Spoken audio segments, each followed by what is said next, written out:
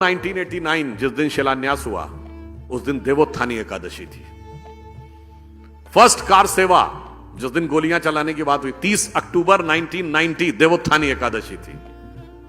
और 9 नवंबर 2019 जिस दिन कोर्ट का जजमेंट आया 8 और 9 नवंबर को देवोत्थानी एकादशी थी। अब मानिए तो संयोग और मानिए तो दैव योग। देवता उठे थे तो देवता भारत को दैवी स्थान तक ले जाने के लिए उठे थे। ये देव स्थानों का महत्व होता है जो लोगों को नहीं समझ में आता है कि जब वहां पे श्री राम लला विराजमान प्रकट हुए तो उनकी सबसे पहले पूजा किसने की थी? महंत दिग्विजयनाथ जी ने। 1986 राम जन्मभूमि न्यास के पहले अध्यक्ष कौन बने? महंत दिग्विजयनाथ जी के शिष्य महंत अवैधनाथ जी। और जब 2019 में शिलान्यास हुआ तो मुख्यमंत्री कौन थे? महंत अवैधनाथ जी के शिष्य योगी आदित्यनाथ जी।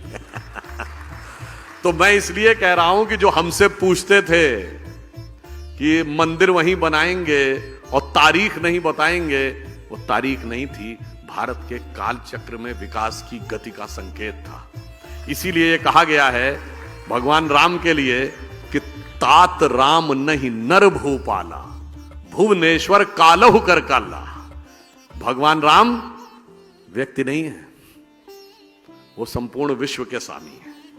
इसलिए उनका मंदिर कोई इमारत नहीं थी और मंदिर की तारीख कोई डेट नहीं थी, वो भारत के एलिवेशन का था। और ये भी संयोग देखिए, वो तब मंदिर बनने जा रहा है अगले साल। कब बनने जा रहा है? जब हम 5th लार्जेस्ट इकोनॉमी हो गए। और 5th लार्जेस्ट इकोनॉमी किसको हटा के हुए? ब्रिटेन को हटा के, जिसने हम पे हुकूमत की। आप काल चक्र की गति देखिए ना।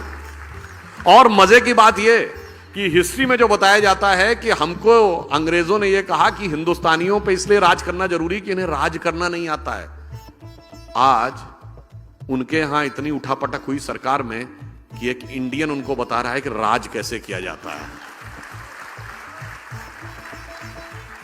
और अब हम कह दूं, जब राम मंदिर का शिलान्यास हुआ तो आप में से शायद बहुतों को ध्यान हो कि पहली ईंट किससे रखवाई गई थी? कामेश्वर चौपाल, बिहार के एक जिन जातियों को तथाकथित निम्न जाति कहा जाता है, हम तो किसी को निम्न नहीं मानते, उनसे रखवाया गया था। और किस बात का? मंदिर निर्माण के लिए जो शास्त्रीय विधान है, वो जो शास्त्र है उसे समरांगण सूत्रधार कहते हैं। और समरांगण सूत्रधार के अनुसार शिलान्यास में 4 वो रखी जाती हैं ईंटें, जिन्हें कहते हैं नंदा, भद्रा, जया, पूर्णा। और उससे साथ हमने पहली 5वीं ईंट पहली रखवाई थी। किससे?